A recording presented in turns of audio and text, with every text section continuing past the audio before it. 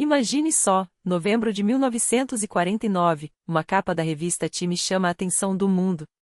Nela, um homem de cabelos grisalhos e bigode impecável, rodeado por ícones que revolucionaram o cotidiano, um carro elegante, um fogão moderno, um rádio estiloso, um maço de cigarros, um avião e uma geladeira reluzente.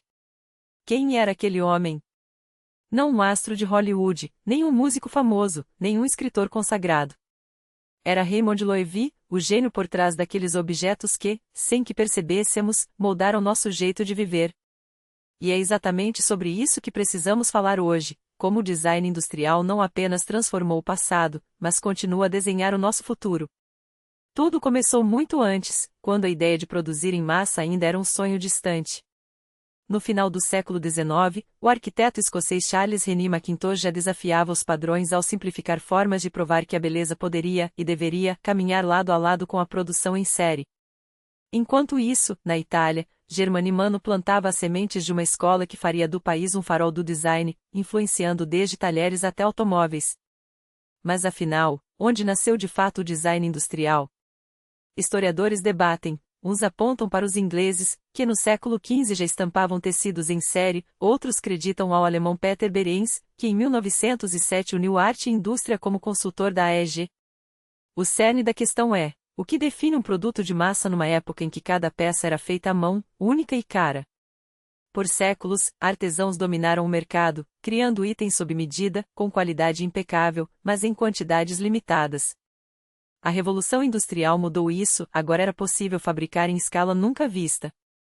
Só havia um problema: o que saía das fábricas priorizava função e custo, não o usuário. Engenheiros calculavam, designers embelezavam, e os dois mundos não se falavam.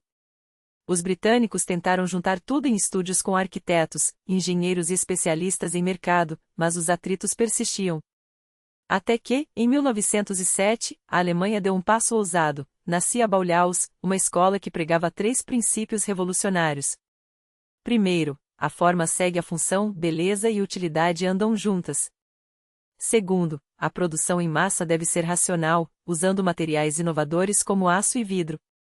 Terceiro, e mais radical, o design não é só para produtos, mas para a vida, da arquitetura à comunicação visual, tudo deve ser pensado de forma integrada.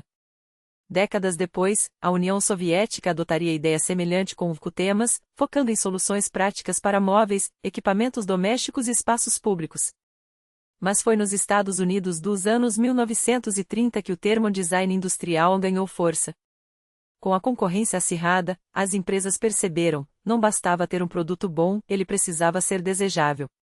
E é aqui que entra Raymond Loewy, o homem que tornou o comum em extraordinário. O americano médio interage diariamente com coisas criadas pela minha equipe, disse ele, com modéstia apenas aparente. Afinal, seus designs não serviam só ao cidadão comum, astronautas e até presidentes usufruíram de suas inovações. Aos 26 anos, após formar-se em Belas Artes em Paris, lutar na Primeira Guerra e imigrar para Nova York, Loewy começou do zero. Primeiro como vitrinista de grandes magazines, depois como ilustrador para revistas como Harper's Bazaar e Vogue, onde seus traços se tornaram marca registrada. Mas foi na General Electric que ele encontrou seu caminho. Projetando de locomotivas a equipamentos médicos, aprendeu que o design industrial era sua vocação. Em 1929, no auge da Grande Depressão, arriscou tudo e abriu sua própria empresa. Seu primeiro grande desafio veio de um fabricante de máquinas de copiar: torne nosso produto mais atraente.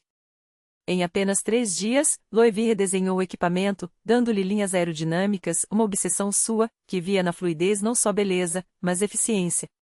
Esse estilo, chamado Streamline, inspirado em aviões e trens de alta velocidade, logo invadiria nossas casas. E foi assim que, em 1934, ele criou algo que mudaria as cozinhas para sempre: o refrigerador Cold Spot.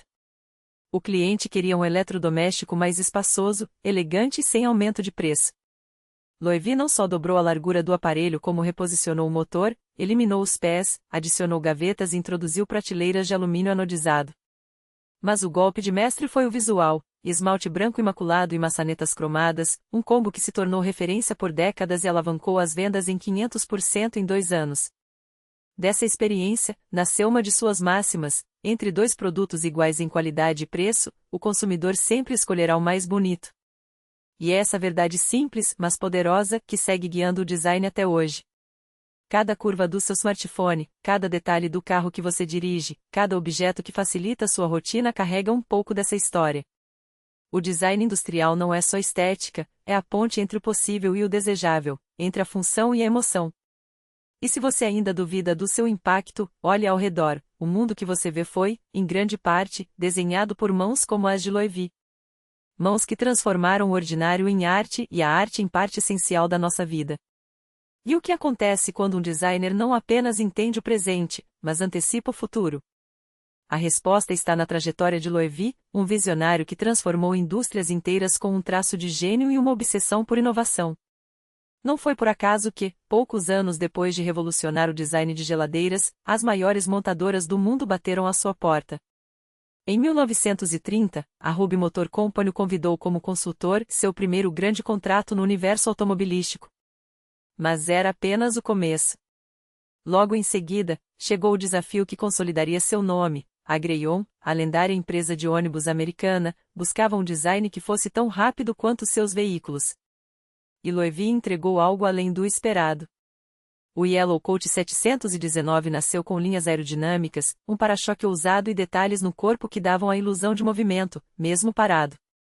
Mas sua verdadeira genialidade estava no que não se via à primeira vista, um compartimento de bagagem espaçoso sob o assoalho, solucionando um problema prático com elegância. Aquela criação não era apenas um ônibus, era um manifesto de que o design poderia ser funcional e desejável. O modelo tornou-se um ícone, redefinindo os padrões de conforto e estilo no transporte público. O sucesso não passou despercebido. Paul Hoffman, presidente da Studebaker e admirador ferrenho do trabalho de Loewy, não apenas o contratou como lhe deu carta branca para montar sua própria equipe de designers. Era um convite para reinventar uma marca. E Loewy aceitou o desafio. Por quase 2 décadas, ele moldou os carros mais emblemáticos da Studebaker, como o Starliner, um coupé tão revolucionário que ficou conhecido simplesmente como Loewy. Mas foi nos anos 1960, quando a empresa enfrentava uma crise financeira, que seu gênio brilhou ainda mais. Desesperados por um milagre, os executivos recorreram a ele para salvar as vendas. E Loewy respondeu com o Avanti, um automóvel tão à frente de seu tempo que sua própria criação parece saída de uma lenda. Dizem que o briefing do Avanti começou em um avião. Sherwood Egbert, o novo presidente da Studebaker, rabiscou em um guardanapo a ideia de um carro esportivo que rivalizasse com os modelos da Ford. Loewy, porém, não se contentou com o óbvio. Reuniu seus melhores designers e lançou um desafio, que era um carro com um corpo esbelto como uma garrafa de Coca-Cola. Alguns juram que ele mostrou seu próprio automóvel, modificado especialmente para inspirar a equipe. Outros contam que o capô assimétrico e o interior futurista foram inspirados em aviões. O que ninguém discute é o resultado, uma máquina que pareceu cair de outro planeta. Infelizmente, atrasos na produção e problemas logísticos impediram que o Avanti salvasse a Studebaker. Egbert sonhava vender 20.000 unidades por ano, mas apenas 4.500 foram produzidas. Ainda assim, o carro entrou para a história como um dos designs mais audaciosos da indústria automobilística. Mas Loewy não se limitava a automóveis.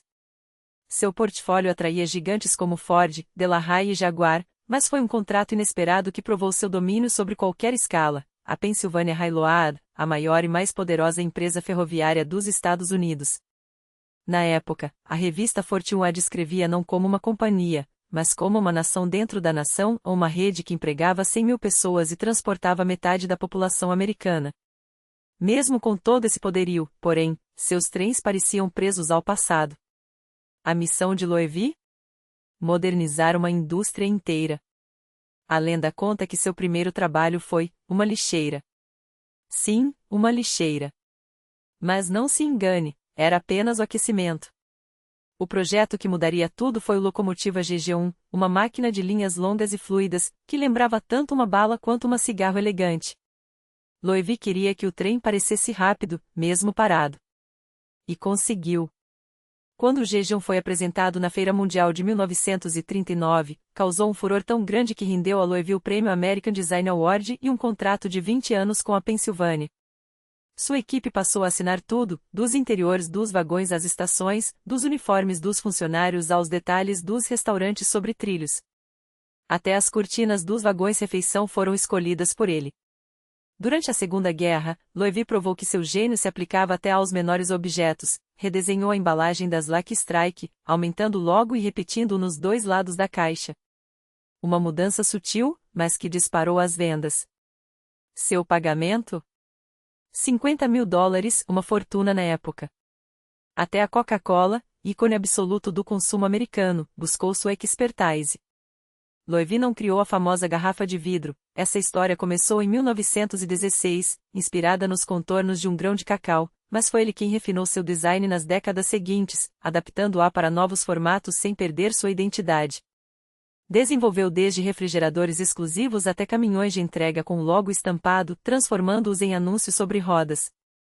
Suas soluções entraram para os livros de marketing como estudos de caso de como o design pode construir impérios. E quando o mundo já o aclamava como o homem que desenhou a América, Loewy recebeu um convite que surpreendeu até seus críticos. A União Soviética, em pleno auge da Guerra Fria, o chamou para modernizar sua indústria. Em Moscou, trabalhou em projetos para o Moskvich, câmeras Zenit e até geladeiras ZIL, embora a maioria tenha ficado no papel, dizem que foi pago em rublos, que nunca pôde trocar. Um detalhe irônico para um homem que passou a vida transformando o intangível em valor. Mas seu legado não parou por aí. Nos anos 1960, quando seu estilo já era sinônimo de modernidade, Loewy recebeu uma missão simbólica: redesenhar o Air Force One, o avião presidencial dos Estados Unidos. Sua paleta, branco imaculado, azul celestial e a insígnia presidencial, tornou-se tão icônica que persiste até hoje. 2 anos depois, foi convidado a criar um selo postal em homenagem a John F. Kennedy, consolidando seu status não apenas como designer, mas como um arquiteto da identidade americana. Loewy não apenas moldou objetos. Ele moldou a maneira como o mundo os enxerga. E, no processo, provou que o design não é apenas sobre beleza, é sobre poder. O poder de transformar o comum em extraordinário, o funcional em desejável, e o efêmero em eterno. Quando você olha para um trem elegante, um carro que parece voar ou uma embalagem que chama sua atenção na prateleira, saiba, ali, em algum lugar, está a sombra de um homem que acreditou que o mundo poderia e deveria ser mais bonito. E fez dele. E então, como se o universo mesmo quisesse testar os limites de sua genialidade, a NASA bate à sua porta. Era 1967, e a agência espacial precisava de algo que parecia impossível: tornar o interior da estação orbital Skylab não apenas funcional, mas habitável. Porque de que adianta conquistar o espaço se os astronautas se sentem presos em uma lata de sardinas tecnológica? Loewy, com sua obsessão por detalhes que transformam experiências, aceitou o desafio. E fez o que ninguém mais ousaria: recriou a gravidade zero na Terra. Seus estúdios viraram laboratórios de simulação. Ele estudou cada movimento, cada necessidade dos astronautas, desde a posição ideal para dormir até o ângulo perfeito para observar o planeta azul através de um iluminador. Sim, iluminadores, foram as janelas projetadas por Loewy que permitiram aos astronautas ver a Terra não como um ponto distante, mas como um espetáculo cotidiano. Porque ele entendia algo fundamental: até no vazio do cosmos, a beleza não é um luxo. É uma necessidade humana. E assim, entre missões espaciais e logotipos que se tornariam lendários, como o emblema da Shell, com sua concha estilizada que evoca movimento e energia, ou a águia majestosa dos Correios dos Estados Unidos, símbolo de velocidade e confiança, Loewy seguia redefinindo o que significava design industrial. Até que a Air France lhe fez um pedido que pareceu saído de um sonho: criar o interior do Concorde, o avião supersônico que prometeu encurtar oceanos. Mais uma vez, ele transformou o funcional em poético. Assentos que abraçavam o passageiro, materiais que dialogavam com a velocidade, uma cabine que fazia você se sentir não como um mero viajante, mas como parte de uma era. Quando partiu, aos 92 anos, Raymond Loewy deixou um legado que transcende portfólios e patentes. Ele provou que um único profissional poderia ser, ao mesmo tempo, artista, economista, marqueteiro e engenheiro, e que essa alquimia não era um dom, mas uma disciplina. Seu mantra? Feio não vende. Uma frase simples, mas que carrega uma verdade revolucionária: o design não é decoração. É estratégia. É a arte de fazer com que a forma não apenas encante, mas conquiste. Porque no mundo de Loewy, a estética não se separa da funcionalidade, ela potencializa a funcionalidade. E, mais do que isso, ela vende. Não por acaso, suas criações não apenas se destacavam das concorrentes, elas definiam o mercado. Aqui está a diferença crucial entre um designer comum e um designer industrial de verdade. Enquanto o primeiro desenha objetos, o segundo projeta experiências. Ergonometria que abraça o corpo, materiais que desafiam limites, processos de produção que equilibram custo e qualidade, tudo isso exige um conhecimento profundo que vai muito além do lápis e do papel. É preciso dominar a ciência dos materiais, antever as curvas da tecnologia, decifrar os caprichos do consumidor antes mesmo que ele saiba o que deseja. E é exatamente nesse ponto que o design industrial se torna uma forma de adição. Porque não basta seguir tendências. É preciso criá-las. Não basta satisfazer o mercado. É preciso reinventá-lo. Hoje, quando falamos de design industrial, falamos de uma disciplina que vive na interseção entre tecnologia, marketing e arte, um triângulo onde cada vértice depende dos outros para existir. Antes, as inovações tecnológicas permitiam criar produtos sem precedentes. Agora, elas estão reescrevendo as regras da criação. Novos materiais não são apenas mais resistentes, leves ou duradouros, eles respondem a perguntas que o mundo faz em voz alta. Como reduzir o impacto ambiental? Como tornar o descarte obsoleto? Como fazer com que a beleza seja, também, sustentável? Vamos a exemplos que comprovam esse poder. Em 1956, o casal Charles e Ray Ames, dois gênios que tratavam o design como uma conversa entre necessidade e poesia, apresentaram ao mundo a lounge chair. O que torna uma cadeira histórica? Não é apenas o conforto que acolhe o corpo como um abraço, nem a elegância de suas curvas de madeira compensada, uma revolução técnica na época. É a capacidade de ser, ao mesmo tempo, luxuosa e democrática. Uma peça que transcende seu tempo porque entende que o design não serve à elite, ele eleva o cotidiano. Ou tomemos a Moka Express, a cafeteira que Alfonso Bialetti inventou em 1933. Um objeto que transformou o ritual do café em algo tão simples quanto mágico: água, pó, fogo. Nada mais. E, no entanto, seu design, com suas linhas arredondadas e alça icônica, fez dela um símbolo da Itália que cruzou fronteiras. Porque Bialetti não criou apenas um utensílio. Ele criou um rito. Algo tão acessível que se tornou universal, tão reconhecível que virou cultura. E a Olivetti Lettera 22, a máquina de escrever que Marcello Nizzoli desenhou em 1950? Compacta, elegante, quase escultural, ela foi a ferramenta de gênios como Lennon e Castaneda.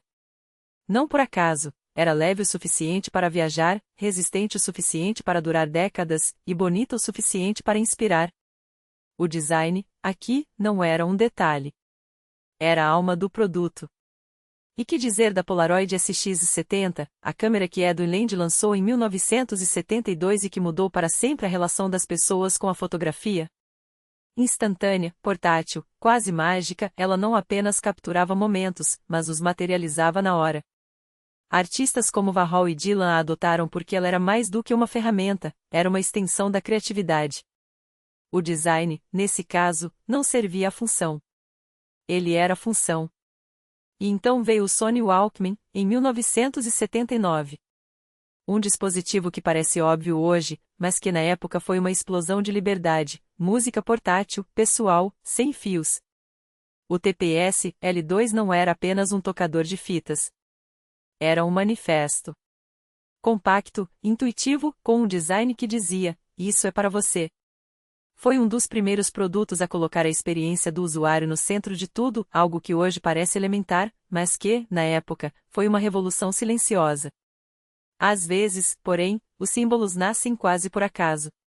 Como as telefone boxes vermelhas de Gilles Gilbert Scott, que venceram um concurso em 1926 e se tornaram um ícone britânico. Ou a Anglepoise, a lâmpada que George Carvardini inventou em 1932 para resolver um problema pessoal, a falta de luz em sua mesa de trabalho, e acabou criando um objeto tão perfeito que parece ter existido sempre. Esses são os momentos em que o design industrial mostra sua face mais poderosa, a capacidade de transformar o ordinário em extraordinário. Não por capricho, mas por necessidade. Não por moda, mas por visão. Porque, no fundo, como Loewy sabia melhor do que ninguém, o mundo não precisa de mais coisas. Ele precisa de coisas melhores. E é isso que o design industrial faz, ele não apenas dá forma às ideias. Ele dá sentido a elas. E não é à toa que a icônica logomarca da Pira Studio abre suas produções com esse objeto, a Zippo, uma daquelas raras criações que transcenderam sua função original para se tornar um símbolo cultural. O que poucos sabem é que sua história começou não em uma prancheta de designer, mas em um quartel. Desenvolvida em 1932 para atender às necessidades dos soldados, uma chama que não se apaga com o vento, um mecanismo resistente às intempéries, a Zippo era, acima de tudo, uma ferramenta de sobrevivência. Mas o gênio do design industrial está justamente em transformar o utilitário em universal. Em poucos anos, ela saltou das trincheiras para as telas de Hollywood, acendendo charutos de detetives cinzentos, iluminando cenas de suspense ou servindo como isca para explosões épicas. Hoje, você a encontra não só em tabacarias, mas em lojas de souvenirs na Itália, em coleções de cinéfilos ou nas mãos de quem simplesmente aprecia um objeto que carrega consigo quase um século de histórias. E se falamos em objetos que nasceram da necessidade militar e conquistaram o mundo, não podemos ignorar a Vespa. Em 1946, a Itália emergia dos escombros da guerra com um desafio: mobilidade acessível para todos. Não bastava criar um veículo, era preciso reinventar a liberdade sobre duas rodas. Corradino de Ascanio, inspirado pela engenharia aeronáutica, onde cada grama e cada curva são calculadas para eficiência, projetou algo revolucionário: um scooter sem cadeias expostas, com motor protegido por uma carenagem, leve o suficiente para ser manobrado por qualquer pessoa, até mesmo por quem nunca havia pilotado uma moto. A Vespa não era apenas transporte, era um manifesto de democratização. Um motor, duas rodas, dois corações, diziam. E o mundo concordou. De férias em Roma às ruas de Bombaim, de fábricas na Espanha a linhas de montagem soviéticas, onde ganhou o nome Viática, ela provou que um bom design não conhece fronteiras. Mas afinal, o que faz um designer industrial? Sua obra não se resume a esboços bonitos ou formas atraentes. É uma alquimia entre mercado, arte e tecnologia. Tudo começa com uma pergunta: o que o mundo realmente precisa? A resposta não está apenas nos dados de vendas ou nas tendências passageiras, mas na interseção entre o desejo do consumidor e a viabilidade técnica. Primeiro, mapeia-se o terreno. Quais são as lacunas no mercado? O que os concorrentes oferecem? Qual é a andor em que o produto deve aliviar? Depois, vem a magia da criação, esboços que ganham volume, materiais que são testados ao limite, protótipos que falham e são refinados até que, finalmente, nasça algo que não apenas funcione, mas encante. E encantar exige domínio. Um designer industrial precisa ser, ao mesmo tempo, economista e artista, engenheiro e psicólogo. Precisa entender de custos de produção, mas também de ergonomia, de resistência de materiais, mas também de semiótica das cores. Deve ler plantas técnicas em 3 idiomas e, no dia seguinte, desenhar à mão livre uma curva que pareça óbvia, como se sempre tivesse existido. Porque o grande design não se anuncia, ele se revela. As escolas que formam esses visionários refletem essa diversidade. Nos Estados Unidos, o design industrial é sinônimo de precisão mecânica, carros que cortam o ar como facas, eletrodomésticos que parecem saídos de um filme de ficção científica. Já a Europa divide seu trono entre a Itália, mestre em transformar o cotidiano, de uma cadeira a um sapato, em arte, e a Grã-Bretanha, pioneira no green design, onde a sustentabilidade não é um diferencial, mas uma premissa. França e Alemanha, por sua vez, dominam desde eletrodomésticos que desafiam o tempo até equipamentos médicos que salvam vidas, provando que beleza e função não são inimigas, mas aliadas. E falando em alianças, poucas são tão emblemáticas quanto a de Dieter Hans e Braun. Quando Hans chegou à empresa, em 1955, sua missão era repensar os escritórios. Mas seu legado foi muito além, ele redefiniu o que significa viver com tecnologia. Sob seu comando, rádios, barbeadores e cafeteiras ganharam linhas tão puras que pareciam esculpidas no tempo.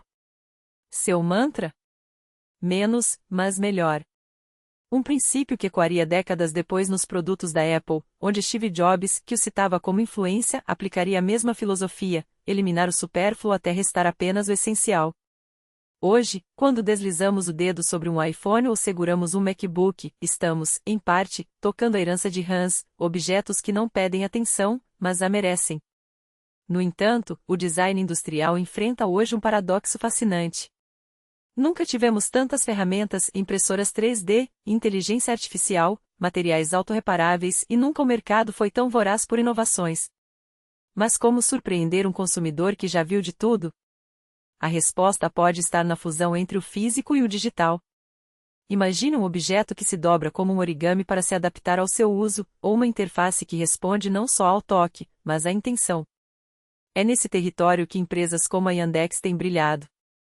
Sua estação com Alice, por exemplo, nasceu de uma pergunta simples: como tornar a tecnologia invisível?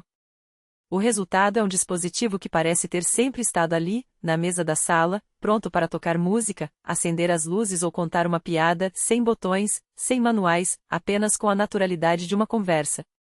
Mas por trás dessa simplicidade aparente há um processo meticuloso. Primeiro, define-se o problema: como resolver tarefas cotidianas, ligar um bule, ajustar um termostato, sem esforço. Depois, vêm as iterações, dezenas de ideias reduzidas a uma dúzia viáveis. Os designers esculpem a forma: será redonda? Quadrada? Que textura transmitirá calor sem ser quente? Que cor se integrará, ou contrastará, com os lares modernos? Os protótipos começam no papel, ganham volume em cartolina e, finalmente, são impressos em 3D. Cada grama é calculada. Uma coluna muito leve tremula ao mínimo toque e muito pesada, vira um fardo. O equilíbrio é tudo. E quando, após meses de ajustes, o produto finalmente chega às mãos do usuário, ele deve parecer óbvio. Como se sempre tivesse existido. Porque esse, no fim, é o maior triunfo do design industrial: fazer com que o extraordinário pareça natural. E aqui entra um detalhe que muitos não percebem: esse nível de sofisticação não surge por acaso. Ele exige uma logística de precisão cirúrgica, capaz de transformar uma ideia brilhante em um produto viável, sem que o custo final se torne proibitivo. Quando o Yandex bate à porta de uma fábrica, não é apenas com um projeto nas mãos, mas com uma missão: encontrar um parceiro que domine a arte de produzir, em escala industrial, algo que até então existia apenas em protótipos. E não são muitas as fábricas no mundo capazes desse feito. Apenas algumas dezenas, espalhadas por continentes, têm a expertise para dar vida a uma estação inteligente sem perder a essência do design original. A escolha não é aleatória. Cada linha de produção é avaliada como um ecossistema: capacidade técnica, flexibilidade para ajustes de última hora, e, acima de tudo, a capacidade de traduzir a visão do designer em milhares de unidades idênticas, mas sem a frialdade da reprodução em massa. O processo de adaptação para a produção em série pode levar de 3 a 6 meses. 6 meses em que cada milímetro é revisitado, cada material testado até a exaustão, cada componente desmontado e remontado até que a coluna não seja apenas bonita, mas impossível de ignorar. Tomemos como exemplo algo aparentemente simples: a paleta de cores. Por trás da escolha de cada tom há uma engenharia de dados. Não se trata de gosto pessoal, mas de uma equação que considera tendências globais, preferências regionais, a psicologia das cores em diferentes culturas e até a forma como a luz artificial de uma sala de estar interage com o revestimento da coluna. Uma estação muito futurista poderia parecer fora de lugar em um apartamento minimalista, uma muito discreta, perderia sua identidade. O equilíbrio é calculado. E quando o usuário a vê pela primeira vez, a sensação deve ser de familiaridade instantânea, como se aquele objeto sempre tivesse pertencido àquele espaço. Mas a verdadeira prova de fogo vem depois. Antes de chegar às prateleiras, a coluna é submetida a testes que simulam anos de uso em poucas semanas. Um dos maiores desafios? O calor. Mesmo a eletrônica mais compacta gera energia, e energia significa temperatura. Processadores, amplificadores e circuitos não podem se transformar em fornos miniaturizados. A solução: uma coreografia interna. Os componentes mais quentes são estrategicamente afastados uns dos outros, enquanto radiadores dissipam o calor de forma silenciosa. Até a iluminação inteligente, aquelas animações coloridas que dançam ao ritmo da música, cumpre um papel duplo: além de encantar, ela evita o superaquecimento. Os LEDs vermelhos, azuis e verdes nunca acendem simultaneamente por muito tempo. Cada detalhe é uma peça no quebra-cabeça da eficiência térmica, com um objetivo claro: garantir que a temperatura do dispositivo nunca supere 15 graus Celsius acima do ambiente. Só assim os microfones, afinados para captar frequências humanas mesmo sobre o som de uma música alta, continuarão a ouvir cada comando com precisão. E a mais, a acústica. Aqui, a física e a arte se fundem. O subwoofer, direcionado para baixo, cria um caminho de eco que amplifica os graves sem distorcer os agudos. O resultado é um som rico, que preenche o ambiente sem abafar a voz do usuário. Mas o Yandex vai além. Cada modelo tem seu próprio jingle de boas-vindas, uma assinatura sonora que destaca suas qualidades acústicas únicas. Porque uma estação inteligente não é apenas um dispositivo, é uma experiência que começa no primeiro segundo, quando o som a apresenta ao mundo. Agora, se as colunas inteligentes são um exemplo de design que se integra ao cotidiano, os robôs entregadores do Yandex são a prova de que o futuro já chegou e ele é mais humano do que se imagina. Você já os viu pelas ruas de Moscou, deslizando pela Krasnaya Presnia ou enfrentando o caos climático de Murmansk? À primeira vista, parecem saídos de um filme de ficção científica, mas a reação das pessoas é reveladora. Elas param, sorriem, tiram fotos. Não é medo, é fascínio. E esse é o poder de um design que resolve problemas antes que eles existam. Os primeiros protótipos, em 2019, eram extensões dos carros autônomos do Yandex, funcionais, mas frios. O terceiro gênero, no entanto, nasceu com uma missão: conquistar as ruas. E conquistar não apenas no sentido literal, mas emocional. Os olhos na frente do robô não são câmeras, elas estão em outro lugar, mas cumprem 3 funções vitais: iluminam o caminho para os sensores, alertam pedestres e motoristas sobre sua presença e, acima de tudo, humanizam a máquina. Aqueles 2 pontos luminosos transformam um conjunto de algoritmos em algo reconhecível, quase como um personagem de desenho animado. Porque um robô que parece amigável é um robô que as pessoas querem ver nas ruas. E ele está preparado para tudo. 6 rodas motrizes para vencer calçadas irregulares, uma capacidade de 60 litros, o equivalente a 6 pizzas grandes e 3 garrafas de refrigerante de 2 litros, e uma autonomia de 10 horas, com trocas de bateria feitas em minutos, graças a um sistema de reserva que evita desligamentos. O corpo é a prova de vandalismo, impossível abrir o compartimento de carga sem ferramentas especiais, e resistente a tudo que a natureza russa pode jogar contra ele, do gelo siberiano aos dilúvios de verão. Os olhos são, na verdade, um lidar de alta precisão, que mapeia o entorno em 3D, complementado por radares e câmeras fisheye que oferecem visão de 360 graus. Toda essa tecnologia está embutida em um design que não grita máquina, mas a vizinho. Hoje, mais de 100 desses robôs já circulam por Moscou, operando 92% do tempo de forma totalmente autônoma. Eles esperam no sinal vermelho, sobem guias, desviam de pedestres e até enfrentam nevascas sem perder o rumo. E quando você os vê parados à noite, aguardando pacientemente a luz verde para atravessar, como na foto que tirei no Sadovoi Koutsu no verão passado, é impossível não pensar: este é o futuro que prometiam nas revistas de ciência da nossa infância. Só que, desta vez, ele não está nas páginas. Está bem aqui, ao nosso lado. E não para por aí. O futuro também está sendo tecido com o que descartamos. Tênis feitos de plástico reciclado dos oceanos, carros com interiores de materiais renováveis não são mais protótipos distantes, mas realidades já adotadas por gigantes como Adidas e BMW. Cada garrafa PET que você joga no lixo hoje pode, amanhã, calçar seus pés ou revestir o painel do seu carro. A economia circular não é mais um conceito abstrato, é a matéria-prima do nosso cotidiano, transformando resíduos em oportunidades e reduzindo a pegada ecológica sem abrir mão do design ou da performance. Mas a verdadeira revolução está na modularidade.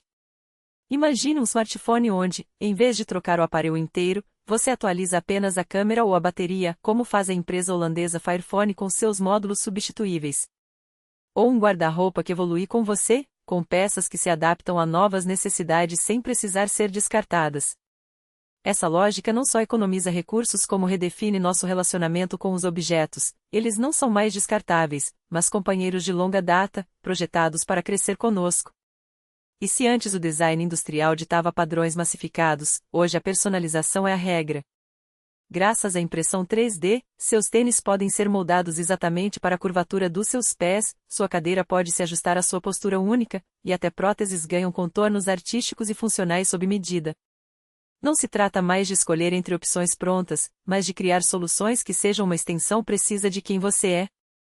O desafio agora não é apenas responder às demandas da sociedade, é antecipá-las. Os designers não são mais simples resolvedores de problemas, são arquitetos de futuros possíveis, capazes de prever não só o que precisaremos, mas como queremos nos sentir ao interagir com o mundo. Um futuro onde a tecnologia não só funciona, mas encanta. Onde a sustentabilidade não é um sacrifício, mas uma experiência superior. Onde cada objeto, cada espaço, cada interface parece ter sido criado exatamente para você porque, de fato, foi. E quando esse futuro chegar, na verdade, ele já está aqui, não vai ser com estrondo de foguetes ou telas holográficas. Vai ser com o clique silencioso de um módulo sendo substituído, com o toque suave de um tecido reciclado sob seus dedos, com o sorriso de reconhecimento ao ver algo que, de tão perfeito, parece ter saído dos seus próprios sonhos. Aplausos. Porque o espaço cômico de amanhã, aquele que nos faz rir de quão absurdo é viver em 2024, não será feito de ficção. Será feito de escolhas. E as melhores delas já estão sendo desenhadas hoje.